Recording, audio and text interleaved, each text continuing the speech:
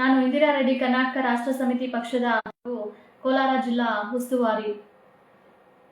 ಬಹಳ ದಿನಗಳಿಂದ ನಾನು ಲೈವ್ಗೆ ಬಂದಿರೋದಕ್ಕೆ ಸಾಧ್ಯ ಆಗಲಿಲ್ಲ, ನನಗೆ ಆರೋಗ್ಯದ ಸಮಸ್ಯೆ ಇದ್ದ ಕಾರಣ.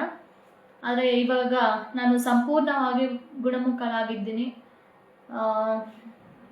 ನನ್ನ ಹಿತವನ್ನು ಬಯಸಿದ ಎಲ್ಲರಿಗೂ ನಾನು ಮೊದಲನೇದಾಗಿ ಧನ್ಯವಾದಗಳನ್ನು ತಿಳಿಸೋಕ್ಕೆ ಇಷ್ಟಪಡ್ತೀನಿ. ಅದರ ಜೊತೆಗೆ ಇವತ್ತು ಲೈವ್ ಬಂದಿರುವ ಕಾರಣ ಏನಂದರೆ, ಎಲ್ಲರಿಗೂ ಗೊತ್ತು, ನಿನ್ನೆ ಅಷ್ಟೇ ಏನು ಕನ್ನಡ ಪರವಾಗಿ ಹೋರಾಟಗಳು ನಡೀತು, ಕನ್ನಡ ಭಾಷೆ ಉಳಿವಿಗಾಗಿ ಹೋರಾಟಗಳು ನಡೀತು ಅಂತ ಹೇಳಿ. ಒಂದ್ಸಾರಿ ನಮ್ಮ ಪೊಲೀಸ್ ಅಧಿಕಾರಿಗಳಿಗೆ ಚಪ್ಪಾಳೆ ಹೊಡೆಯೋದ್ರ ಮುಖಾಂತರ ದೊಡ್ಡ ಧನ್ಯವಾದಗಳನ್ನ ಮತ್ತು ಹ್ಯಾಟ್ಸ್ ಆಫ್ ಅನ್ನ ಹೇಳೋದಕ್ಕೆ ಇಷ್ಟಪಟ್ಟು ಹೇಳಬೇಕೋ ಇಲ್ಲ ಕಷ್ಟಪಟ್ಟು ಹೇಳಬೇಕೋ ನನಗೆ ಗೊತ್ತಾಗ್ತಾ ಇಲ್ಲ. ಇವತ್ತಿಗೂ ನಮ್ಮ ಭಾಷೆಯನ್ನ ಉಳಿಸಿ ಅಂತ ಹೇಳಿ ನಾವು ಹೋರಾಟ ಮಾಡ್ತಾ ಇರುವಂತಹದ್ದು ಇಷ್ಟು ವರ್ಷಗಳ ನಂತರನೂ ಸಹ ನಮ್ಮ ದುರ್ದೈವ, ದುರಾದೃಷ್ಟ ಅಂತ ಹೇಳ್ಬೇಕಾಗತ್ತೆ. ಕನ್ನಡ ನಾಡಲ್ಲಿ ಹುಟ್ಟಿ ಕನ್ನಡ ನಾಡಿನ ಊಟ ತಿಂತಾ ಇರುವಂತಹ ಎಷ್ಟೋ ಜನಗಳು ಕನ್ನಡಕ್ಕೆ ಬೆಲೆ ಕೊಡ್ದಿರ ಇರುವಂತಹದ್ದು ನಮ್ಮ ದುರಾದೃಷ್ಟಕರ. ಅದನ್ನ ಹೋರಾಟದ ಮೂಲಕ ಮಾಡಿಸೋವಂತಹದ್ದು ಇನ್ನೂ ಹೆಚ್ಚಿನ ದುರಾದೃಷ್ಟ. ಆಂಧ್ರ ತಮಿಳುನಾಡುಗೆ ಹೋದ್ರೆ ನಾಡು ಇಲ್ಲ ಬೇರೆ ದೇಶಗಳಿಗೆ ಅಷ್ಟ್ಯಾಕೆ ನಮ್ಮ ದೇಶದ ಪ್ರಧಾನಿಗಳು ಹುಟ್ಟಿ ಬೆಳೆದಿರ್ತಕ್ಕಂತಹ ಗುಜರಾತ್ಗೆ ಹೋದ್ರೆ ಗುಜರಾತಿ ಬಿಟ್ರೆ ಅವರು ಬೇರೆ ಭಾಷೆ ಬಳಕೆ ಮಾಡಿಲ್ಲ ಎಲ್ಲೂ. ಅವ್ರಿಗೊಂದು ನ್ಯಾಯ, ನಮ್ಮ ಕರ್ನಾಟಕಕ್ಕೊಂದು ನ್ಯಾಯ ಅಂತಂದ್ರೆ ಹೇಗೆ ಸಾಧ್ಯ ಆಗುತ್ತೆ? ಹಿಂದಿ ಅವರು ಬಂದಾಗ ಅವರು ಹಿಂದಿಯಲ್ಲೇ ಮಾತಾಡಿಸ್ತಾರೆ, ಏನೋ ಹೊಸದಾಗಿ ಬಂದಾಗ ಅವ್ರಿಗೆ ಆ ಭಾಷೆ ಗೊತ್ತಿರಲ್ಲ ಅಂತ ಹೇಳ್ಬೋದು. ಆದ್ರೆ ಎಷ್ಟು ವರ್ಷ ಆಗಿದ್ರೂ ಸಹ ಅವರು ಕನ್ನಡನೇ ಕಲಿದಿರ ಇರುವಂತಹದ್ದು ಬಹಳ ನೋವನ್ನ, ಆಕ್ರೋಶವನ್ನ ತರಿಸುತ್ತೆ. ಆದ್ರೆ ತಮಿಳ್ನಾಡುಗೆ ಎಷ್ಟೋ ಸಾರಿ ನಮ್ಮ ಫ್ಯಾಮಿಲಿನೂ ಸಹ ಏನು ಒಂದು ಕೆಲಸದ ನಿಮಿತ್ತ ಹೋಗಿರ್ಬೇಕಾದ್ರೆ ಅವರನ್ನ ಕನ್ನಡದಲ್ಲೋ ಇಂಗ್ಲಿಷಲ್ಲೋ ಮಾತಾಡ್ಸಿದ್ರೆ ಇಂಗ್ಲಿಷ್ ಬರುವಂತವರು ಸಹ ಕನ್ನಡ ಬರುವಂತವರು ಸಹ ಅವರು ತಮಿಳಲ್ಲಿ ನಮ್ಗೆ ರೆಸ್ಪಾಂಡ್ ಮಾಡುವಂತಹದ್ದು ನಾವು ನೋಡಿದೀವಿ. ಅವರ ರಾಜ್ಯಕ್ಕೆ ಹೋದಾಗ ಆ ಕಾನೂನನ್ನ ಪಾಲನೆ ಮಾಡ್ತಕ್ಕಂಥವ್ರು ನಮ್ಮ ರಾಜ್ಯದಲ್ಲಿ ಬಂದಾಗ ನಮ್ಮ ಕನ್ನಡವನ್ನ ಪಾಲನೆ ಮಾಡ್ಬೇಕು ಅಂತ ಅವ್ರಿಗೆ ಗೊತ್ತಿಲ್ವಾ ಅಂತ. ಸೊ ಈಗ ಪ್ರತ್ಯೇಕವಾಗಿ ಅವರದ್ದೇ ಆದ ಪ್ರಾದೇಶಿಕ ಪಕ್ಷಗಳು ಅವರದ್ದೇ ಆದ ಭಾಷೆಯ ಪರವಾಗಿ ಹೋರಾಟ ಮಾಡ್ತಾ ಇರುವಂತಹ ಕಾರಣಕ್ಕಾಗಿ ತಮಿಳುನಾಡಿನಲ್ಲಿ ತಮಿಳು ಇದೆ, ಕೇರಳದಲ್ಲಿ ಮಲಯಾಳಂ ಇದೆ, ಆಂಧ್ರ ಪ್ರದೇಶದಲ್ಲಿ ತೆಲಂಗಾಣದಲ್ಲಿ ತೆಲುಗು ಇದೆ. ಬೋರ್ಡ್ಸ್ ಮೇಲೆ ಆ ಭಾಷೆಗಳನ್ನ ನೋಡ್ಬೋದು. ಆದ್ರೆ ನಮ್ಮ ದುರಾದೃಷ್ಟ ಏನಂತಂದ್ರೆ, ಹೋರಾಟಗಾರರು ಎಷ್ಟೋ ಏನು ನಮ್ಮ ನಮ್ಮ ರಾಜ್ಯದ ಅಸ್ಮಿತೆಯನ್ನ ಉಳಿಸ್ತಕ್ಕಂತಹ ಹೋರಾಟಗಾರರು ಎಷ್ಟೇ ಹೋರಾಟ ಮಾಡಿದ್ರು ಇವತ್ತು ನಮ್ಮ ಕರಾವಳಿ ರಾಜ್ಯಾಧ್ಯಕ್ಷರಾದ ನಾರಾಯಣ್ ಗೌಡ್ರಿಗೆ ಬಂದಿರುವಂತಹ ಪರಿಸ್ಥಿತಿ ಬರುತ್ತೆ. ಅವರೊಬ್ಬರಿಗಂತಾನೆ ಅಲ್ಲ, ಇವತ್ತು ಪ್ರಾಮಾಣಿಕವಾಗಿ ನಮ್ಮ ಅಸ್ಮಿತೆಯನ್ನ ಉಳಿಸೋದಿಕ್ಕೆ ಯಾರೆಲ್ಲ ಪ್ರಯತ್ನ ಮಾಡ್ತಾ ಇದಾರೋ ಅವ್ರಿಗೆಲ್ಲ ಜೈಲು ವಾಸ ಅನುಭವಿಸಬೇಕಾಗಿರುವಂತಹ ಪರಿಸ್ಥಿತಿ ನಮ್ಮ ರಾಜ್ಯದಲ್ಲಿ ಇರುವಂತಹದ್ದು. ಯಾವ ರೀತಿ ಎಷ್ಟರ ಮಟ್ಟಿಗೆ ಆಕ್ರೋಶವನ್ನ ತರಿಸುತ್ತೋ ಅಂತ ಗೊತ್ತಿಲ್ಲ. ಆದ್ರೂ ನಮ್ಮ ಜನ ಈಗಷ್ಟೇ ಬೆಳಿಗ್ಗೆ ಒಂದು ಪೋಸ್ಟ್ ಅನ್ನ ನಮ್ಮ ಚಿಕ್ಕಬಳ್ಳಾಪುರ KRS ಪಕ್ಷದ ಉಪಾಧ್ಯಕ್ಷರು ಒಂದು ಪೋಸ್ಟ್ ಅನ್ನ ಹಾಕಿರ್ಬೇಕಾದ್ರೆ ಕಾನೂನಿನ ಬಗ್ಗೆ ಅದಕ್ಕೆ ಕೆಳಗಡೆ ಒಬ್ರು ಹೇಳ್ತಾರೆ, ಈಗಿರುವಂತಹ ಮುಖ್ಯಮಂತ್ರಿಗಳು ಬಹಳ ಒಳ್ಳೆಯವರು ಅಂತ ಹೇಳಿ. ಯಾವತ್ತಿನವರೆಗೂ ನಾವು ಅವ್ರು ಒಳ್ಳೆಯವರು ಇವ್ರು ಒಳ್ಳೆಯವರು ಅಂತ ಹೇಳ್ತಾ ಹೋಗ್ತೀವೋ, ನಮ್ಮನ್ನ ನಾವೇ ಒಳ್ಳೆಯವರು ಅಂತ ಹೇಳ್ಕೊಳ್ಳುವಂತಹ ಪರಿಸ್ಥಿತಿಯಲ್ಲಿ ನಾವೇ ಇಲ್ಲ ಅಂತ ಇರ್ತೀವೋ, ಬೇರೆಯವ್ರು ಒಳ್ಳೆಯವರು ಅವ್ರು ಒಳ್ಳೆಯವರು ಇವ್ರು ಒಳ್ಳೆಯವರು ಅಂತ ಹೇಳ್ತೀರಿ ಬಿಟ್ರೆ, ಮೊದಲನೇದಾಗಿ ನಾನು ಒಳ್ಳೆಯವನು, ನಾನು ಒಳ್ಳೆ ಕೆಲಸ ಮಾಡಿದೀನಿ ಅಂತ ಹೇಳುವಂತವ್ರು ನಮ್ಗೆ ತೀರಾ ಕಡಿಮೆ ಆಗ್ಬಿಟ್ಟಿದ್ದಾರೆ. ನಾನು ಹೆಮ್ಮೆಯಿಂದ ಹೇಳ್ಕೊಳ್ತೀನಿ, ಒಳ್ಳೆ ಮನಸ್ಸಿಂದ ಯೋಚನೆ ಮಾಡ್ತೀನಿ, ಎಲ್ಲರಿಗೂ ಒಳ್ಳೇದಾಗ್ಲಿ ಅಂತ ಹೇಳಿ ಅಂತ. ಆದ್ರೆ ಅವರು ಯಾರೋ ಮೂರ್ಖರೋ ಗೊತ್ತಿಲ್ಲ, ಏನೋ ಅವ್ರಿಗೆ ಗೊತ್ತಿಲ್ಲ. ಆದ್ರೆ ಬೇರೆಯವ್ರನ್ನ ಪದೇ ಅವರು ಮುಖ್ಯಮಂತ್ರಿಗಳು ಒಳ್ಳೆಯವರು ಅಂತ ಹಾಕಿದ್ರು, ಅವ್ರು ಕೆಳಗಡೆ ಮತ್ತೊಬ್ರು ಕಾಮೆಂಟ್ ಹಾಕಿದ್ದಾರೆ, ನಮ್ಮ ಊರಲ್ಲಿ ನಮ್ಮ ಮಂಜಣ್ಣ ಏನು ದೊಡ್ಡ ಒಳ್ಳೆಯವರು ಅನ್ನೋ ತರಕ್ಕೆ. ಆದ್ರೆ ಅವ್ರು ಒಳ್ಳೆಯವರು ಅಲ್ಲ ಅಂತ ಹೇಳಿ ಅವರೇ ಸಾಬೀತು ಮಾಡ್ಕೊಳ್ತಾ ಇದ್ದಾರೆ. ಈ ತರಕ್ಕೆ ನಮ್ಮ ರಾಜ್ಯ ಹದಗೆಟ್ಟೋಗಿದೆ. ಯಾಕೆ ಅಂದ್ರೆ ಮೊದಲನೇದಾಗಿ ನಮ್ಮ ರಾಜ್ಯದಲ್ಲಿ ಪ್ರಾದೇಶಿಕತೆ ಅನ್ನೋದು ಉಳಿಸ್ಕೊಂಡಿಲ್ಲ. ಪ್ರಾದೇಶಿಕ ಪಕ್ಷ ಒಂದು ಇತ್ತು, ಅದು ಯಾವತ್ತು ರಾಷ್ಟ್ರೀಯ ಪಕ್ಷಗಳ ಜೊತೆ ಕೈ ಜೋಡಿಸೋ ಯಾವತ್ತು ರಾಷ್ಟ್ರೀಯ ಹಂತದಲ್ಲಿ ಬೆಳಿಬೇಕಂತ ಯೋಚನೆ ಮಾಡ್ತೋ ಅವತ್ತು ನಮ್ಮ ರಾಜ್ಯಕ್ಕೆ ಒಂದು ದುರಾದೃಷ್ಟ ಆಯ್ತು. ನಮ್ಮ ರಾಜ್ಯದ ಭಾಷೆಯನ್ನ ನೆಲವನ್ನ ಉಳಿಸುವಂತಹ ಪ್ರಯತ್ನ ಯಾರು ಮಾಡಲಿಲ್ಲ. ಇವತ್ತು ಆ ಕರಾವಳಿಯ ರಾಜ್ಯಾಧ್ಯಕ್ಷರು ನಾರಾಯಣಗೌಡರು ಯಾರಿದ್ದಾರೆ, ಅವರು ಮತ್ತೆ ಅವರ ಕಾರ್ಯಕರ್ತರನ್ನ ಬಂಧಿಸಿ 14 ದಿನ ಸೆರೆವಾಸ ಕೊಟ್ಟಿದ್ದಾರೆ. ಅದು ತೀವ್ರವಾಗಿ ಖಂಡಿಸಬೇಕಾಗಿರುವಂತದ್ದು. ಆದ್ರೆ ಅವರು ಹೋರಾಟ ಮಾಡಿರುವಂತಹ ಶೈಲಿ ತಪ್ಪಾಗಿದೆ. ಕಾನೂನಾತ್ಮಕವಾಗಿ ಹೋರಾಟ ಮಾಡಬೇಕಾಗಿದೆ. ಆದ್ರೆ ಕಾನೂನು ಅನ್ನೋದು ಬದುಕಿದೆಯಾ ಅಂತ ನಾನು ಕೇಳ್ತೀನಿ. ಎಷ್ಟೋ ಜನ ಇವತ್ತಿನ ರಾಜಕಾರಣಿಗಳು ಅಧಿಕಾರಿಗಳು ಹೇಳ್ತಾರೆ, ಕಾನೂನಾತ್ಮಕವಾಗಿ ಶಾಂತಿಯುತ ಮನವಿಗಳು ಕೊಡುವುದರ ಮುಖಾಂತರ ನೀವು ಹೋರಾಟ ಮಾಡಬೇಕು ಅಂತ ಹೇಳಿ. ಕೇಳುವಂತಹ ಸ್ವಾಮಿಗಳಿಗೆ ನಾನು ಒಂದೇ ಒಂದು ಮಾತು ಕೇಳ್ತಾ ಇದ್ದೀನಿ, ಇನ್ನು ನಮ್ಮ ದೇಶದಲ್ಲಿ ನಮ್ಮ ರಾಜ್ಯದಲ್ಲಿ ಕಾನೂನು ಅನ್ನೋದು ಬದುಕಿದೆಯಾ? ಬಡವರ ಪರ ಕಾನೂನು ಇದೆಯಾ? ನಿರ್ಗತಿಕರ ಪರ ಕಾನೂನು ಇದೆಯಾ? ಎಲ್ಲ ನಿಮ್ಮ ಕಾನೂನು, ನಿಮ್ಮ ಸುವ್ಯವಸ್ಥೆ, ನಿಮ್ಮ ಕಾರ್ಯಾಂಗ, ನಿಮ್ಮ ಶಾಸಕಾಂಗ ಎಲ್ಲ ಶ್ರೀಮಂತರ ಪರ, ದುಡ್ಡಿರುವಂತಹ ಅವರ ಪರ ಇದೆ ಬಿಟ್ರೆ ಬಡವರಿಗೆ ಏನಾದ್ರು ಅನ್ಯಾಯ ಆದ್ರೆ, ಇಲ್ಲ ಅಂತಂದ್ರೆ ನಮ್ಮ ರಾಜ್ಯನೇ ಹದಗೆಟ್ಟು ಹೋಗ್ತಾ ಇದೆ ಅಂತಂದ್ರೆ ನಿಮ್ಮ ಕಾನೂನು, ನಿಮ್ಮ ಸುವ್ಯವಸ್ಥೆ, ನ್ಯಾಯಾಂಗ, ಶಾಸಕಾಂಗ ಎಲ್ಲಿ ಹೋಯ್ತು? ನಮ್ಮ ಅವರು ಒಬ್ರು ಸ್ಪೆಷಲ್ ಆಗಿ DCP ಅವ್ರ ಬಗ್ಗೆ ನಾರಾಯಣಗೌಡರು ಒಂದು ವಿಡಿಯೋದಲ್ಲಿ ಹೇಳ್ತಾ ಇದ್ರು, ಏನು ಯಾರೋ DCP ಲಕ್ಷ್ಮೀಕಾಂತ್ ಯಾರೋ ಅಂತ ಹೇಳ್ತಾ ಇದ್ರು, ಸರಿಯಾಗಿ ಹೆಸರು ಜ್ಞಾಪಕ ಬರ್ತಾ ಇಲ್ಲ. ಆದ್ರೆ ಅವರು ನಾರಾಯಣಗೌಡರಿಗೇನೆ ಗೊತ್ತಿಲ್ದಿರ ಅವರ ಜೇಬಿಂದ ಮೊಬೈಲ್ ಅನ್ನ ತೆಗೆದುಕೊಂಡಿದ್ದಾರೆ. ಅವರ ಜೇಬಲ್ಲಿ ಇರ್ತಕ್ಕಂತಹ ಹಣ ಕಳ್ರಿ ಯಾರು ಗೊತ್ತಿಲ್ಲದೆ ಹಾಗೆ, ಅವರಿಗೇನೆ ಗೊತ್ತಿಲ್ಲದ ಹಾಗೆ ಮೊಬೈಲ್ ತೆಗ್ದಿದ್ದಾರೆ ಪೊಲೀಸ್ ಅವರು ಅಂತಂದ್ರೆ ಯಾರು ಇವ್ರಿಗೆ ಅಧಿಕಾರ ಕೊಟ್ರು? ಮೊದಲನೇದಾಗಿ ಅವ್ರಿಗೆ ಏನಾದ್ರೂ ಕೇಸ್ ಹಾಕ್ಬೇಕು ಅಂತಂದ್ರೆ ಮೊದಲನೇದಾಗಿ FIR ಚಾರ್ಜ್ ಮಾಡ್ಬೇಕು. ಇಲ್ಲ ಅಂತಂದ್ರೆ ಎಲ್ಲೋ ಒಂದು ಕಡೆ ತಗೊಂಡು ಹೋಗಿ ಕೂರ್ಸ್ಕೊಂಡು ಅವತ್ತಿನ ಹೋರಾಟವನ್ನ ಹತ್ತಿಕ್ಕುವಂತಹ ಪ್ರಯತ್ನಗಳನ್ನ ಅವ್ರು ಮಾಡ್ಬೋದಾಗಿತ್ತು. ಆದ್ರೆ ಏಕಾಏಕಿ ಇವ್ರ ಮೇಲೆ ಕೇಸ್ ಹಾಕುವಂತಹ ಅಧಿಕಾರ ಇವ್ರಿಗೆ ಯಾರು ಕೊಟ್ರು? ಸಿದ್ದರಾಮಯ್ಯನವರು 60% ಕನ್ನಡವನ್ನ ಮಾಡ್ಬೇಕು ಅಂತ ಹೇಳಿದ್ರಲ್ವಾ. ಆದ್ರೆ ಇವತ್ತು ಕನ್ನಡ ಪರ ಹೋರಾಟಗಾರರ ಅವ್ರಿಗೆ ಆಗಿರುವಂತಹ ಅನ್ಯಾಯವನ್ನ ಯಾಕೆ ಇವ್ರು ಮಾತಾಡ್ತಾ ಇಲ್ಲ? ಯಾಕಂದ್ರೆ ಮುಂದೆ MP ಎಲೆಕ್ಷನ್ ಬರ್ತಾ ಇದೆ ಅಲ್ವಾ, ಇವ್ರಿಗೆ ಕನ್ನಡ ಪರ ಮಾತನಾಡಿದ್ರೆ ಬೇರೆ ರಾಜ್ಯಗಳಿಂದ ಬಂದಿರ್ತಕ್ಕಂಥವ್ರು ವೋಟ್ ಹಾಕೋದಿಲ್ವಲ್ಲ. ಆ ವೋಟಿಗೋಸ್ಕರ ಇವತ್ತು ನೀವು ಕನ್ನಡ ಪರ ಹೋರಾಟಗಾರರನ್ನ ಹತ್ತಿಕ್ಕುವಂತಹ ಪ್ರಯತ್ನ, ಪೊಲೀಸ್ ಅವ್ರು ಅರೆಸ್ಟ್ ಮಾಡಿದ್ದಾರೆ ಅಂತ ಗೊತ್ತಿದ್ರು ನಿಮ್ಗೆ ಆ ತಾಕತ್ತಿದೆ, ಏನೋ ಫೋನ್ ಮಾಡಿ ಅವರು ನಮ್ಮ ಭಾಷೆ ಉಳಿವಿಗಾಗಿ ಅವ್ರು ಹೋರಾಟ ಮಾಡ್ತಾ ಇದ್ದಾರೆ, ಅವರನ್ನ ಬಿಟ್ಬಿಡಿ ಅಂತ ಹೇಳುವಂತಹ ಅಧಿಕಾರ ಮುಖ್ಯಮಂತ್ರಿಗಳಿಗಿದೆ. ಆದ್ರೆ ಯಾಕೆ ಅವರು ಪ್ರಶ್ನೆ ಮಾಡಿಲ್ಲ? ಯಾಕೆ ಅವರನ್ನ ಬಿಡುಗಡೆ ಮಾಡಿಲ್ಲ? ಯಾಕೆ ಅವ್ರಿಗೆ ಜೈಲುವಾಸ ಅನುಭವಿಸುವಂತಹ ಪರಿಸ್ಥಿತಿ ತಂದಿಟ್ರು? ಸೊ ಹಾಗಾಗಿ ಇದು ತುಂಬಾ ಅನ್ಯಾಯಕರ ವಿಚಾರ. ಇವತ್ತು ಕಾನೂನನ್ನ ಜನಗಳೇ ಕೈಗೆತ್ತಿಕೊಳ್ತಾ ಇದ್ದಾರೆ, ಇವತ್ತು ಕಾನೂನನ್ನ ಹೋರಾಟಗಾರರು ಕೈಗೆತ್ತಿಕೊಳ್ತಾ ಇದ್ದಾರೆ ಅಂತಂದ್ರೆ ನಮ್ಮ ರಾಜ್ಯದ ಪರಿಸ್ಥಿತಿ ಎಲ್ಲಿಗೆ ಹೋಗಿದೆ ಅಂತ ಹೇಳಿ ಅರ್ಥ ಮಾಡ್ಕೊಳ್ಳಿ. ನಮ್ಮ ರಾಜ್ಯವನ್ನ ನಿಜವಾಗ್ಲೂ ನಮ್ಮ ಜನರಿಗೋಸ್ಕರ ನಮ್ಮ ಕಾನೂನು ಅನ್ನೋದು ಬದುಕಿದ್ದಿದ್ರೆ, ನಮ್ಮ ಬಡವರ ಪರವಾಗಿ ಕಾನೂನು ಯಾವತ್ತಾದ್ರೂ ಕೆಲಸ ಮಾಡಿದ್ದಿದ್ರೆ ಜನಗಳು ಕೈಗೆತ್ಕೊಳ್ಳುವಂತಹ ಪರಿಸ್ಥಿತಿ ಬರ್ತಾ ಇರಲಿಲ್ಲ.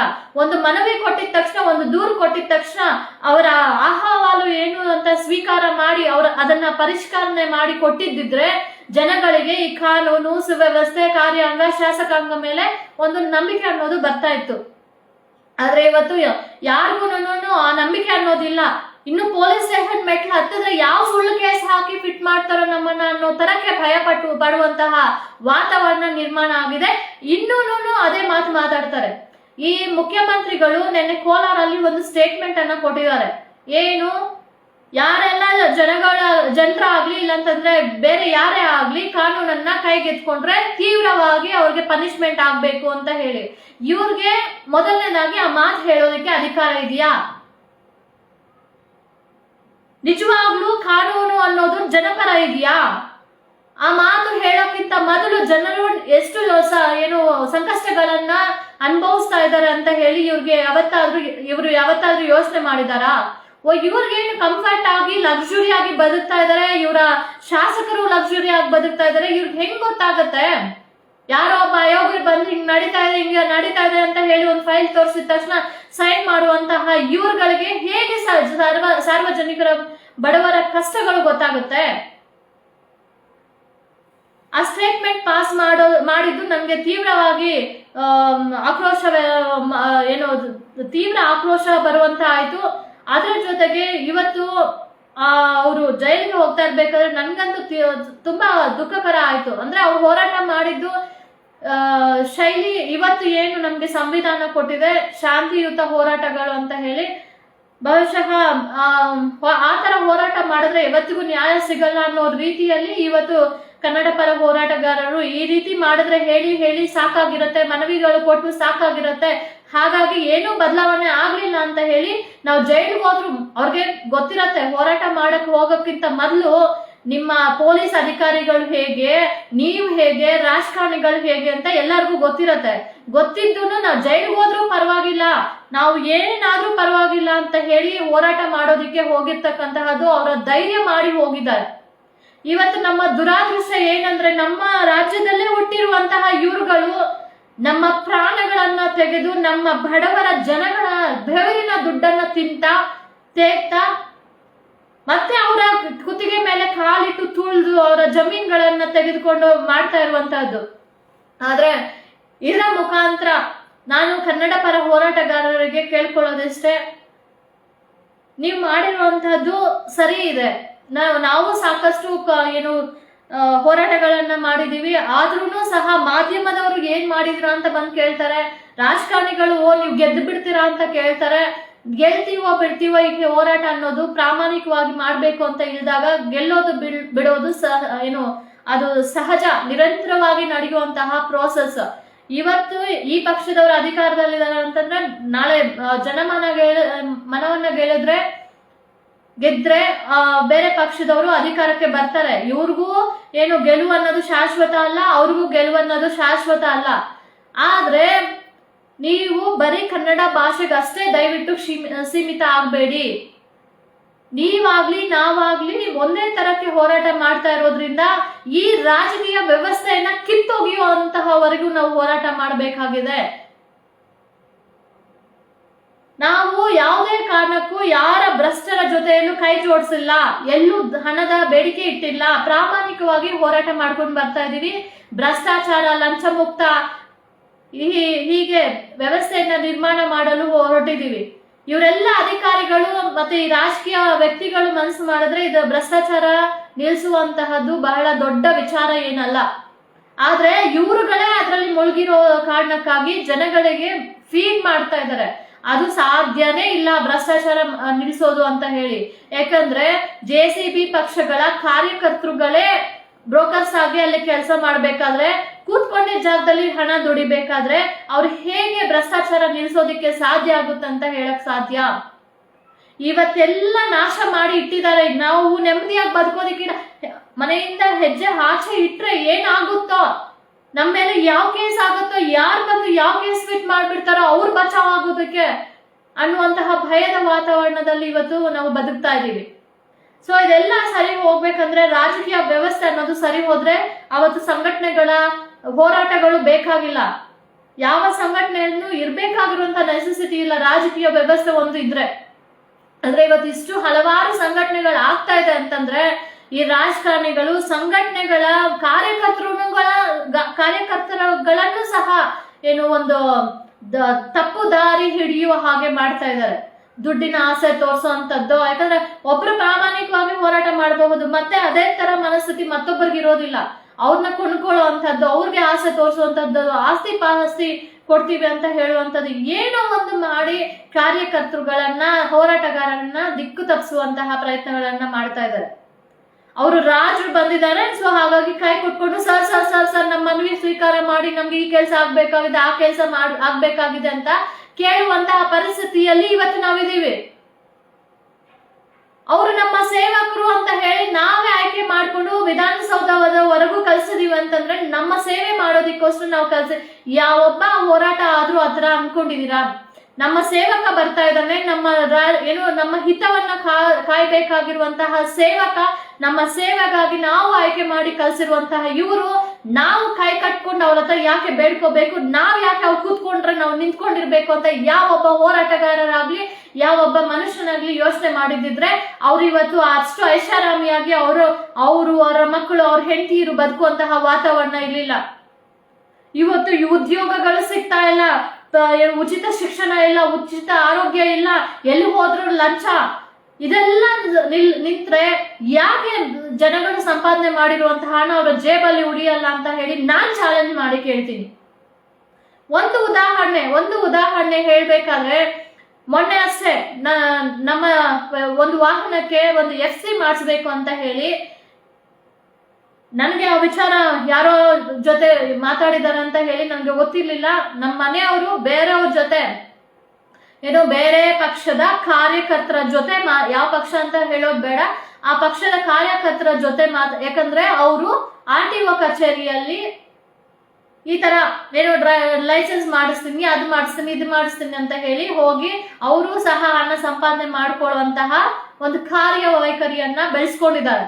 ಆ ಒಂದು ಮನುಷ್ಯನ ಹತ್ರ ಹೋಗಿ ಇವ್ರು ಕೇಳಿದ್ದಾರೆ, ಏನು ಈ ತರ ನಮ್ಗೆ FC ಮಾಡಿಸ್ಬೇಕಾಗಿದೆ, ನಮ್ಮ ವಾಹನವನ್ನ ಅಲ್ಲಿ ಕಳಿಸ್ತೀವಿ, ಸ್ವಲ್ಪ ಮಾಡಿಸ್ಕೊಡಿ ಅಂತ. ಖರ್ಚು ಎಷ್ಟಾಗುತ್ತೆ ಅಂತ ಕೇಳಿದ್ರೆ 8,600 ರೂಪಾಯಿ ಆಗತ್ತಂತ ಹೇಳಿದ್ದಾರೆ. ನಂತರ ಅದೇನ್ ಮತ್ತೆ ಇವ್ರಿಗೆ, ನಮ್ಮ ಮನೆಯವ್ರಿಗೆ ಹೇಗೆ ಅದು ಮನಸ್ಥಿತಿ ಚೇಂಜ್ ಆಯ್ತಂತ ಗೊತ್ತಿಲ್ಲ. ನಮ್ಮ KRS ಪಕ್ಷದ ಕಾರ್ಯಕರ್ತರಿಗೆ ಒಬ್ರಿಗೆ ಫೋನ್ ಮಾಡಿ ಈ ತರ ಎಷ್ಟಾಗುತ್ತೆ ಅಂತ ಹೇಳಿ ಕೇಳಿದಾಗ 600 ರೂಪಾಯಿಯಲ್ಲೆಲ್ಲ ಮುಗಿಯುತ್ತೆ ಅಂತ ಹೇಳಿ ಅವರನ್ನೇ ಜೊತೆ ಮಾಡಿ ನಮ್ಮ ಡ್ರೈವರ್ ಸಮೇತ ಅಲ್ಲಿಗೆ ಕಳ್ಸಿದ್ರೆ ಬರೀ 600 ರೂಪಾಯಿಗೆ FC ಎಲ್ಲ ಮಾಡಿಸಿ ಕಳ್ಸಿದ್ದಾರೆ. ಆಗ ನನ್ನ ಜೇಬ್ಗೆ ಎಷ್ಟು ಉಳಿತಾಯ ಆಯ್ತು? 8,000 ಉಳಿತಾಯ ಆಯ್ತು. ಶಿಕ್ಷಣದಲ್ಲಿ ಎಷ್ಟು ಉಳಿತಾಯ ಆಗುತ್ತೆ ಉಚಿತವಾಗಿ ಸಿಕ್ಕಿದ್ರೆ? ಆರೋಗ್ಯ ವ್ಯವಸ್ಥೆಯಲ್ಲಿ ಎಷ್ಟು ಉಳಿತಾಯ ಆಗುತ್ತೆ ಎಲ್ಲ ಉಚಿತವಾಗಿ ಸಿಕ್ಕಿದ್ರೆ? ಉಚಿತ ಅನ್ನೋದು ಇವರ ಅಪ್ಪನ ಮನೆಯಿಂದನೋ ಅಮ್ಮನ ಮನೆಯಿಂದನೋ ತಂದಾಕಿ ಅಂತ ಯಾರು ಹೇಳ್ತಾ ಇಲ್ವಲ್ಲ. ನಾವು ತಿನ್ನೋದ್ರಿಂದ ಹಿಡಿದು ಹೋಟ್ಲಿಗೆ ಹೋದ್ರೆ, ಊಟ ಮಾಡಿದ್ರೆ ಟ್ಯಾಕ್ಸ್ ಕಟ್ತಾ ಇದೀವಿ, ಬಟ್ಟೆ ಖರೀದಿ ಮಾಡಿದ್ರೆ ಟ್ಯಾಕ್ಸ್ ಕಟ್ತಾ ಇದೀವಿ, ಅಷ್ಟೇ ಯಾಕೆ ಪೆನ್ಸಿಲ್ ರಬ್ಬರ್ ಇಂದ ಹಿಡಿದು ಚಿಕ್ಕ ಮಕ್ಕಳ ಹಾಲು ಪ್ಯಾಕೆಟ್ ಇಂದ ಹಿಡಿದು ಎಲ್ಲದಕ್ಕೂ ಟ್ಯಾಕ್ಸ್ ಅಂತ ಕಳ್ತಾ ಇದೀವಿ. ಆ ಟ್ಯಾಕ್ಸ್ ಹಣದಿಂದ ನಮ್ಗೆ ಉಚಿತವಾಗಿ ಕೊಡಿ ಅಂತ ಹೇಳಿ ನಾವು ಕಟ್ಟುವಂತ ಹಣವನ್ನ ಕೊಟ್ಟು ಈ ರಾಜ್ಯದ ಅಭಿವೃದ್ಧಿ ಮಾಡಿ ಅಂತ ಹೇಳಿದ್ರೆ ಇವ್ರ ಅಭಿವೃದ್ಧಿ ಆಗ್ತಾ ಇದಾರು, ಇವ್ರ ಮಕ್ಕಳು ಇವ್ರ ಮೊಮ್ಮಕ್ಕಳು ಅಭಿವೃದ್ಧಿ ಆಗ್ತಾ ಇದಾರೆ. ಬಿಟ್ರೆ ನಮ್ಮ ಮಕ್ಕಳು ನಾವು ಇನ್ನೂ ತೀರ ಕೆಳಗಡೆ ಹೋಗ್ತಾ ಇದೀವಿ. ಹೋರಾಟ ಸರಿ, ಎಲ್ಲ ಗೊತ್ತಿರುವಂತಹ ಹೋರಾಟ ಮಾಡೋದಿಕ್ಕೆ ಬಂದ್ರೆ ಈ ತರ ಇವತ್ತು ನಾರಾಯಣಗೌಡರಿಗೆ ಬಂದಿರುವಂತಹ ಪರಿಸ್ಥಿತಿ, ಜೈಲು ಹೋಗುವಂತಹ ಪರಿಸ್ಥಿತಿ ಬರ್ತಾ ಇದೆ. ಈ ವ್ಯವಸ್ಥೆಗೋಸ್ಕರ ನಾವು ಇಷ್ಟು ರೆಸ್ಪೆಕ್ಟ್ ಕೊಡ್ತಾ ಇದೀವಿ ನಮ್ಮ ಶಾಸಕರುಗಳಿಗೆ, ಮುಖ್ಯಮಂತ್ರಿಗಳಿಗೆ, ವಿರೋಧ ಪಕ್ಷದವರಿಗೆ. ಒಬ್ಬ ಕಾರ್ಯಕರ್ತ, ಈ ಪಕ್ಷದಲ್ಲಿರುವಂತಹ ಒಬ್ಬ ಕಾರ್ಯಕರ್ತ ನಾನು ಲಂಚವಿಲ್ಲದೆ ಕೆಲಸ ಮಾಡ್ಕೊಡ್ತೀನಿ ಅಂತ ಹೇಳಿ ತಾಲೂಕ್ ಕಚೇರಿಗೋ, ನಾಡ ಕಚೇರಿಗೋ, ರೈತ ಸಂಪರ್ಕ ಕೇಂದ್ರಕ್ಕೂ ಕರ್ಕೊಂಡು ಹೋಗಿ ಒಂದು ಕೆಲಸ ಮಾಡ್ಕೊಡ್ಲಿ.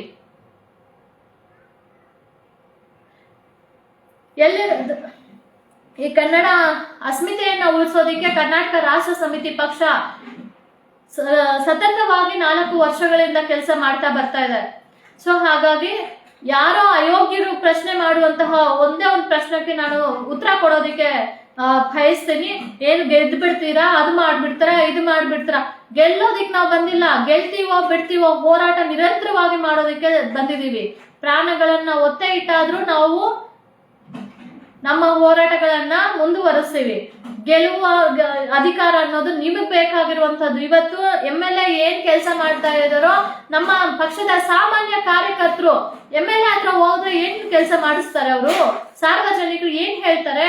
ಸರ್, ನಮ್ಗೆ ತಾಲೂಕ್ ಕಚೇರಿಗೆ ಹೋದಾಗ ನಮ್ಮ ಕೆಲಸ ಆಗ್ಲಿಲ್ಲ, ದಯವಿಟ್ಟು ಇದು ಮಾಡಿಸಿಕೊಡಿ ಅಂತ ಅಂದಾಗ MLA ಅಲ್ಲಿಗೆ ಫೋನ್ ಮಾಡಿ ನನ್ನವ್ರಿಗೂ ಬಂದಿದ್ದಾರೆ, ಕೆಲಸ ಮಾಡ್ಕೊಡಿ. ಅದು ಫ್ರೀ ಆಗಲ್ಲ, ದುಡ್ಡು ಕೊಟ್ಟು. ಯಾವ ಅಧಿಕಾರಿ ಏನಾದ್ರು 10,000 ಬೇಡಿಕೆ ಇಟ್ಟಿದ್ರೆ MLA ಕಡೆಯಿಂದ ಹೋದ್ರೆ ಒಂದು 5,000ಕ್ಕೆ ಮಾಡ್ಕೊಡ್ಬೋದು. ಆದ್ರೆ ಇವತ್ತು ಪ್ರಾಮಾಣಿಕವಾಗಿ KRS ಪಕ್ಷಕ್ಕೂ ಅದೇ ತರ ಕಾಲ್ಸ್ ಬರ್ತಾ ಇದೆ. ಪೊಲೀಸ್ ಸ್ಟೇಷನ್ ಅಲ್ಲಿ MLA ಹತ್ರ ಹೋದ್ರೆ ಪೊಲೀಸ್ ಸ್ಟೇಷನ್ ಅಲ್ಲಿ ಅನ್ಯಾಯ ಆಗಿದೆ ಅಂತ ಯಾವ ಮನುಷ್ಯನೂ ಹೇಳ್ತಾ ಇಲ್ಲ. ಯಾಕಂದ್ರೆ ಆ MLA ಆ ಪೊಲೀಸ್ ಅವ್ರು ಎಲ್ಲ ಒಂದೇ ಅಲ್ವಾ? ಆದ್ರೆ KRS ಪಕ್ಷಕ್ಕೆ ಪೊಲೀಸ್ ಸ್ಟೇಷನ್ಗಳಲ್ಲಿ ಅನ್ಯಾಯ ಆಗ್ತಾ ಇದೆ ಅಂತ ಹೇಳಿ ದೂರ ಬರ್ತಾ ಇದೆ. ₹1 ಬೇಡಿಕೆ ಹಿಡಿದಿರ ನಮ್ಮ ಖರ್ಚಲ್ಲಿ ಹೋಗಿ ಸೇವೆಯನ್ನ ಮಾಡ್ತಾ ಇದೀವಿ. ಪೊಲೀಸ್ ಸ್ಟೇಷನ್ ಅಲ್ಲೂ ಇನ್ವಾಲ್ವ್ ಆಗಿ. ಯಾಕೆ? ಪೊಲೀಸ್ ಅವ್ರು ನಮ್ಮ ಸೇವೆಗಂತ ಅಲ್ವಾ ಇರೋದು. ಇವತ್ತು ಪೊಲೀಸ್ ಅಧಿಕಾರಿಗಳು ಏನ್ ಮಾಡ್ತಾ ಇದಾರೆ? ನಮ್ಮ ಸೇವೆ ಮಾಡ್ತೀರಾ? ಯಾರು ರಾಜಕಾರಣಿಗಳ ದುಡ್ಡು ಕೊಡುವಂತಹವರ ಬೂಟ್ಲಿಕ್ ಮಾಡ್ಕೊಂಡು ಕೆಲಸ ಮಾಡ್ತಾ ಇದ್ದಾರೆ. ನಾಚಿಕೆ ಆಗ್ಬೇಕು ಈ ವ್ಯವಸ್ಥೆ ಸೃಷ್ಟಿ ಮಾಡಿರುವಂತಹ ಈ ರಾಜಕಾರಣಿಗಳಿಗೆ. ಯಾರೋ ಒಬ್ಬ ಏನು ಆಸ್ತಿ ಪಾಸ್ತಿ ಲೂಟಿ ಮಾಡುವಂತಹ ಅವ್ನಿಗೆ ಪೊಲೀಸ್ ಸ್ಟೇಷನ್ಗೆ ಹೋದ್ರೆ ಟೀ ಕಾಫಿ ಜ್ಯೂಸ್ ತರಿಸಿ ಮಾತಾಡಿಸ್ತಾರೆ. ಪ್ರಾಮಾಣಿಕವಾಗಿ ಹೋರಾಟ ಮಾಡುವಂತವ್ರು ಹೋದ್ರೆ ಅವಮಾನಗಳು ಮಾಡಿ ಕಳಿಸುವಂತಹ ವ್ಯವಸ್ಥೆಗೆ ನಾಚಿಕೆ ಆಗ್ಬೇಕು. ಈ ಅವಮಾನ ನಾನು ಪಟ್ಟಿದ್ದೀನಿ. ಏನೋ ನಾವು ಕಲ್ಪನೆ ಮಾಡ್ಕೊಂಡು ಹೋಗಿ ಅವ್ರ ಹತ್ರ ದೂರ ಕೊಟ್ಟಂಗೆ, ಇಲ್ಲ ಯಾವ್ದೋ ಜಮೀನನ್ನ ಒತ್ತುವರಿ ಮಾಡ್ಕೊಂಡಿದೀನಿ, ಯಾರೋ ಬಂದು ಕಲ್ತನ ಏನೋ ನಮ್ಮ ಮೇಲೆ ದೂರ ಮಾಡ್ತಾ ಇದಾರೆ, ಇಲ್ಲ ನಮ್ಗೆ ತೊಂದರೆ ಮಾಡ್ತಾ ಇದಾರೆ, ಅವ್ರನ್ನ ಬಂದು ಹೊಡೀರಿ, ಸಾಯಿಸಿ ಅಂತ ಹೇಳಿ KRS ಪಕ್ಷದವ್ರು ಯಾವತ್ತೂ ಹೇಳ್ತಾ ಇಲ್ಲ. JCB ಪಕ್ಷದವ್ರು ಹೇಳ್ತಾ ಇದಾರೆ. ಯಾಕೆ ಇಷ್ಟು ಆಕ್ರೋಶ ಪೊಲೀಸ್ ಅಧಿಕಾರಿಗಳ ಮೇಲೆ ಅಂತಂದ್ರೆ, ಪುಣ್ಯಾತ್ಮರು ನನ್ನ ಮೇಲೇನೂ FIR ಹಾಕಿದ್ದಾರೆ. ಒಂದ್ ಹೆಣ್ಣು ಮಗಳು ನಾನ್ ರೌಡಿಸಮ್ ಮಾಡ್ತೀನಿ ಅಂತ ಯಾರೋ ಒಬ್ಬ ಅವ್ರಿಗೆ ಸುಮ್ನೆ ಮಾತಾಡೋದಕ್ಕೆ ಆಗಲ್ಲ, ಯಾರೋ ಒಬ್ಬ ಅಧಿಕಾರಿ ಹೇಳ್ತಾನೆ. ಈ ವ್ಯವಸ್ಥೆಯಲ್ಲಿ ಬದುಕಬೇಕಾದ್ರೆ ಬಡವರಿಗೆ ಎಲ್ಲಿ ನ್ಯಾಯ ಸಿಗುತ್ತೆ? ಓಟ್ಗೋಸ್ಕರ, ಓಟ್ ಪಡೆಯೋದಿಕ್ಕೋಸ್ಕರ, ಅಧಿಕಾರ ಕೈ ಹಿಡಿಯೋದಿಕ್ಕೋಸ್ಕರ ಈ ರಾಜಕಾರಣಿಗಳು ಎಲ್ಲ ಅಧಿಕಾರಿಗಳ ಜೊತೆ ಮಾಡಬಾರ್ದು ಕೆಲಸಗಳನ್ನ ಮಾಡಿಸ್ತಾ ಇದ್ದಾರೆ. ಆ ಪ್ರತಿಫಲವೇ ಇವತ್ತು ನಾರಾಯಣಗೌಡರಿಗೆ ಹಾಗೂ ಅವರ ಕಾರ್ಯಕರ್ತರಿಗೆ ಸಿಕ್ಕಿರುವಂತಹ ಬಹುಮಾನ. ಅವ್ರಿಗಷ್ಟೇ ಅಲ್ಲ, ಪ್ರಾಮಾಣಿಕವಾಗಿ ಯಾರೆಲ್ಲ ಹೋರಾಟ ಮಾಡ್ತಾರೆ ಎಲ್ಲರಿಗೂ ಇದೆ ಶಿಕ್ಷೆ. ಅದು ಬರ್ದಿಟ್ಕೊಳ್ಳಿ. ನಾವು ನೋಡಿದೀವಿ, ನಾವು ಇನ್ನೂ ಅನುಭವಿಸ್ತಾ ಇದೀವಿ. ಪ್ರಶ್ನೆ ಮಾಡಕ್ ಹೋದ್ರೆ ಒಂದು ಕೇಸು. ಇವ್ರ ದುಡ್ಡಲ್ಲಿ ನಾವು ಬದುಕ್ತಾ ಇದ್ದಂಗೆ ಇವ್ರು ಮಾಡ್ತಾರೆ. ಯಾರು ಇವ್ರ ಹತ್ರ ಹಣ ಬೇಡಿಕೆ ಇಟ್ಟು ನಮಗ್ ಸ್ವಲ್ಪ ನಿಮಗ್ ಸ್ವಲ್ಪ ಅಂತ ಶೇರ್ ಮಾಡ್ಕೊಳ್ತಾರ, ಅವ್ರಿಗೆ ಬನ್ನಿ ಸಾಹೇಬ್ರೆ, ಹೋಗಿ ಸಾಹೇಬ್ರೆ ಅಂತ ಹೇಳಿ ರೆಸ್ಪೆಕ್ಟ್ ಕೊಡ್ತಾರೆ. ಪ್ರಾಮಾಣಿಕವಾಗಿ ಜನರಿಗೆ ಅನ್ಯಾಯ ಆಗಿದೆ, ಜನಗಳ ಪರವಾಗಿ ನಿಲ್ಲುವಂತವ್ರಿಗೆ ಅವಮಾನಗಳು ಮಾಡಿ ಕಳಿಸುವಂತಹ ವ್ಯವಸ್ಥೆಯಲ್ಲಿ ಇವತ್ತು ನಾವಿದ್ದೀವಿ. ಸೊ ಹಾಗಾಗಿ ಎಲ್ಲ ಕನ್ನಡ ಪರ ಹೋರಾಟಗಾರರಿಗೆ ನಾವು, ಎಸ್ಪೆಷಲಿ ನನಗೆ ಯಾರು ಪಕ್ಷದಿಂದ ಆಗ್ಲಿ ಯಾರಾಗ್ಲಿ ಹೇಳ್ಕೊಟ್ಟು ನಾನು ಮಾತಾಡ್ತಾ ಇಲ್ಲ. ನನ್ನ ಮನಸ್ಸಿಗೆ ಅನಿಸಿದ್ದನ್ನ ನಾನು ಮಾತಾಡಕ್ಕೆ ಒಂದಷ್ಟು ಹೇಳೋದಕ್ಕೆ ಇಷ್ಟಪಡ್ತೀನಿ. ಕೋಲಾರಲ್ಲೂ ಏನು ಕನ್ನಡ ಪರ ಈ ಕರಾವೆ ಜಿಲ್ಲಾಧ್ಯಕ್ಷರು ರಾಘವೇಂದ್ರರವರು ಹಾಗೂ ಒಂದಷ್ಟು ಕಾರ್ಯಕರ್ತರು ನನಗೂ ಪರಿಚಯ ಇದ್ದಾರೆ. ಅವರು ಸಹ ಕನ್ನಡ ಪರವಾಗಿ ಸಾಕಷ್ಟು ಹೋರಾಟಗಳನ್ನ ಮಾಡ್ಕೊಂಡು ಬಂದಿದ್ದಾರೆ. ನಾವೆಲ್ಲ ಮನ್ಸು ಮಾಡಿದ್ರೆ, ಹೋರಾಟಗಾರರೆಲ್ಲ ಮನ್ಸು ಮಾಡಿದ್ರೆ ಒಳ್ಳೆಯ ರಾಜಕೀಯ ವ್ಯವಸ್ಥೆಯನ್ನ ಸೃಷ್ಟಿ ಮಾಡೋದು ಅಷ್ಟು ಕಷ್ಟಕರ ವಿಚಾರ ಅಲ್ಲ. ಇನ್ನು ಮುಂದೆ ಆದ್ರೂ ಇವ್ರು ಈಗ ಕಾಂಗ್ರೆಸ್ ಅಲ್ಲಿ ಇರ್ತಕ್ಕಂಥ ಶಾಸಕರುಗಳು ಈ ತರ ಮಾಡ್ತಾ ಇದಾರೆ, ಇವರಿಂದ ಹಿಂಗಾಗೋಯ್ತು, ಇವರಿಂದ ಅಧಿಕಾರಿಗಳು ಕೆಡ್ತಾ ಇದಾರೆ ಅಂತ ಹೇಳಕ್ಕೆ ಆಗಲ್ಲ. ಇಷ್ಟು ವರ್ಷಗಳಿಂದ ಈ ಕಾಂಗ್ರೆಸ್ ಅವ್ರಿಗಾಗ್ಲಿ, BJP ಅವ್ರಿಗಾಗ್ಲಿ, JDS ಅವ್ರಿಗಾಗ್ಲಿ 1 ಬಾರಿ 2 ಬಾರಿ ಚಾನ್ಸ್ ಕೊಟ್ಟಿಲ್ಲ. ಅವ್ರು ಬಿಟ್ರೆ ಇವ್ರು ಬಿಟ್ರೆ ಅವರು ಅಂತ ಹೇಳಿ ಜನರು ಆಯ್ಕೆ ಮಾಡಿದ್ದಾರೆ. ಬಟ್ ಅವರು ಆಯ್ಕೆ ಆದಾಗ ಅವ್ರು ಹೇಳಿದ ಮಾತುಗಳಿಗೂ ಏನು ಎಲೆಕ್ಷನ್ ಮೊದಲಿಗೂ ಎಲೆಕ್ಷನ್ ನಂತರ ಅವರು ಗೆದ್ದಾದ್ಮೇಲೆ ಮಾಡುವಂತಹ ಕಾರ್ಯಗಳಿಗೂ ಬಹಳಷ್ಟು ವ್ಯತ್ಯಾಸಗಳು ಇದೆ. ನಾವು ಕಣ್ಣಾರೆ ನೋಡಿದೀವಿ. ಎಲ್ಲರೂ ಮನ್ಸು ಮಾಡಿದ್ರೆ ಒಂದು ಪ್ರಾದೇಶಿಕತೆಯಿಂದ ಮತ್ತೆ ಇಲ್ಲ ಅಂತಂದ್ರೆ ಹೊಸ ಪಕ್ಷಗಳಿಗೆ ಅವಕಾಶಗಳನ್ನ ಕೊಟ್ರೆ ಖಂಡಿತ ಒಂದು ಒಳ್ಳೆತನವನ್ನ, ಒಳ್ಳೆ ವ್ಯವಸ್ಥೆಯನ್ನ ನಿರ್ಮಾಣ ಮಾಡಲು ಸಾಧ್ಯ ಇದೆ. ದಯವಿಟ್ಟು ನೀವೆಲ್ಲರೂ ಈ ಬಾರಿ ಚುನಾವಣೆಯಲ್ಲಾದ್ರೂ ನಮ್ಮ ಜೊತೆಗೆ ಕೈ ಜೋಡಿಸಿ. ನಾವಂತಾನೆ ಅಲ್ಲ, ಈಗ ಹೊಸ ಪಕ್ಷ ಹೊಸ ಸಿದ್ಧಾಂತಗಳನ್ನ ಇಟ್ಕೊಂಡು ಸಾರ್ವಜನಿಕರ ಪರವಾಗಿ ಒಂದು ವ್ಯವಸ್ಥೆಯನ್ನ ಸೃಷ್ಟಿ ಮಾಡಲು ಯಾರೆಲ್ಲ ಹೊರಟಿದಾರೋ ಆ ಪಕ್ಷಗಳು ಯಾವುದೇ ಆಗ್ಲಿ ಕೈ ಜೋಡಿಸಿ ಅಂತ ನಾನು ಕೇಳ್ಕೊಳಕ್ ಇಷ್ಟಪಡ್ತೀನಿ. ಅದರಲ್ಲಿ ಒಂದು ಸ್ವಲ್ಪ ನಾನು KRS ಪಕ್ಷದ ಕಾರ್ಯಕರ್ತ ಆಗಿರೋದ್ರಿಂದ ಕರ್ನಾಟಕ ರಾಷ್ಟ್ರ ಸಮಿತಿ ಪಕ್ಷ ಭ್ರಷ್ಟಾಚಾರ ಖಂಡಿತ ನಿರ್ಮೂಲನೆ ಮಾಡೋಕ್ಕೆ ಸಾಧ್ಯ ಇದೆ ಅಂತ ಹೇಳಿ ನಾವು ನಮ್ಮ ಕಾರ್ಯಗಳಲ್ಲಿ ಅರ್ಥ ಮಾಡ್ಕೊಂಡಿದೀವಿ, ನಾವು ನಮ್ಮ ಹೋರಾಟಗಳಲ್ಲಿ ಅರ್ಥ ಮಾಡ್ಕೊಂಡಿದೀವಿ. ಸೊ ಹಾಗಾಗಿ ಈ ಹೋರಾಟಗಳು ನಿಲ್ಲಬೇಕು, ಹೋರಾಟ ಮಾಡುವಂತ ಪರಿಸ್ಥಿತಿ ಬರಬಾರ್ದು ನಮ್ಮ ರಾಜ್ಯಕ್ಕೆ ಅನ್ನುವಂತಹ ಸಿದ್ಧಾಂತ ನಮ್ದು. ಯಾವುದು ಎಲ್ಲ ಸರಿ ಹೋಗ್ಬೇಕು ಅಂತಂದ್ರೆ ಮೊದಲನೇದಾಗಿ ಉಚಿತ ಶಿಕ್ಷಣ, ಉಚಿತ ಆರೋಗ್ಯ, ಹಾಗೆ ನಮ್ಮ ಭಾಷೆ, ನೆಲ, ಮತ್ತೆ ಪೊಲ್ಯೂಷನ್, ಪರಿಸರದಿಂದ ಹಿಡಿದು ನಾವು ಸರಿ ಮಾಡ್ಬೇಕು, ಈ ವ್ಯವಸ್ಥೆಯನ್ನ ಕಟ್ಟಬೇಕು. ಇವತ್ತು ನಾವು ಉಸಿರಾಡೋದಿಕ್ಕೆ ಒಳ್ಳೆ ಗಾಳಿ ಇಲ್ಲ ಅನ್ನೋ ತರಕ್ಕೆ ಯೋಚನೆ ಮಾಡಿ ಒಂದು ವ್ಯವಸ್ಥೆ ನಿರ್ಮಾಣ ಮಾಡಲು ಕರ್ನಾಟಕ ರಾಷ್ಟ್ರ ಸಮಿತಿ ಪಕ್ಷದಿಂದ ಹೋರಾಟ ಮಾಡ್ತಾ ಇದೀವಿ. ಸೊ ಎಲ್ಲ ಕನ್ನಡ ಪರ ಹೋರಾಟಗಾರರಿಗೆ ಕೈ ಮುಗ್ದು, ಇನ್ನೂ ಸಾಧ್ಯ ಆದ್ರೆ ಕಾಲ್ ಮುಗ್ದು ಮನವಿಯನ್ನ ಮಾಡ್ಕೊಳ್ತಾ ಇದ್ದೀನಿ.